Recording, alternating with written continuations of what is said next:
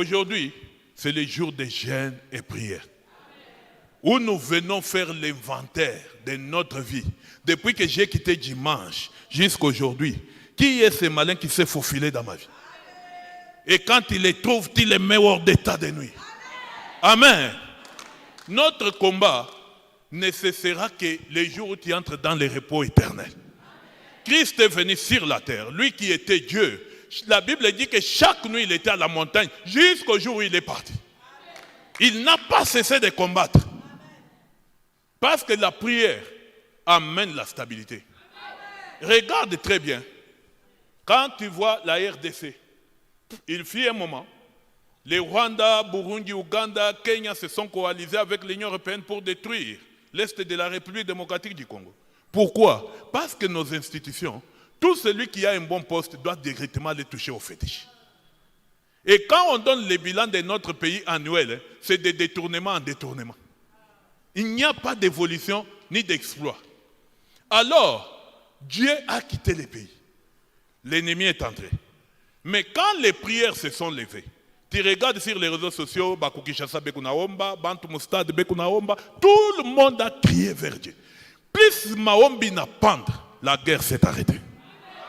Parce que Dieu est revenu directement. Amen.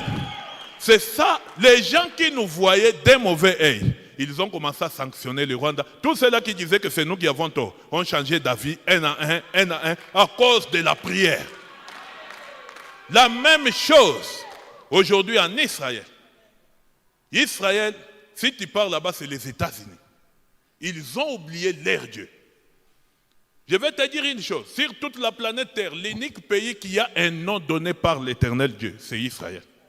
Ce nom-là, Israël, c'est une entité céleste. Ça veut dire bénédiction. Parce que quand Jacob était avec l'ange, il lui a dit, je ne te laisse pas si tu ne me bénis pas. Alors, il ne lui a pas donné l'argent. Il lui a seulement posé la question, quel est ton nom? Il a dit, je m'appelle Jacob. Il a dit, désormais, tu vas t'appeler Israël. C'est-à-dire, il l'a béni. Amen. Et l'unique ville qui est représentée au ciel, qui est sur cette terre des hommes, c'est Jérusalem. La paix et l'éternité que tu comptes aller vivre, tu vas les passer dans la nouvelle Jérusalem. Quand il lit l'Apocalypse, Jean dit, l'ange m'a mené au plus haut sommet de la montagne. Et il m'a dit, regarde l'épouse qui s'est déjà parée pour son époux. C'est la nouvelle Jérusalem. La nouvelle Jérusalem, ça veut dire, le mot Salem veut dire paix. Voilà pourquoi quand Melchisedec est venu devant Abraham dans la guerre de conquête des rois, on a appelé Melchisedec les rois de Salem, les rois de paix. Jérusalem représente la paix céleste sur la terre. Si Jérusalem est détruite, toute la paix est détruite sur le plan spirituel. Amen. Aujourd'hui, sur les réseaux, surtout l'église de réveil, tout le monde saute sur l'occasion pour commencer à prophétiser fin du monde. Ne vous fiez pas à des histoires comme ça. Parce que la parole de Dieu dit ceci. Christ dit, et moi, et vous, personne ne connaît le jour de la fin, sauf mon Père seul. Il n'y a personne sur cette terre qui peut prophétiser sur la fin du monde. Personne. Si vous entendez ça, il faut directement écrire aventurier. Amen.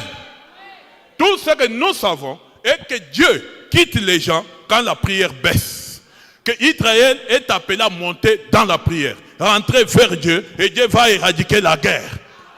Tout simplement. Et on s'arrête là. Le reste de la fin du monde, Jésus-Christ dit, ça relève du domaine de l'éternel Dieu. Amen. Applaudis très bien pour les rois des rois. Amen.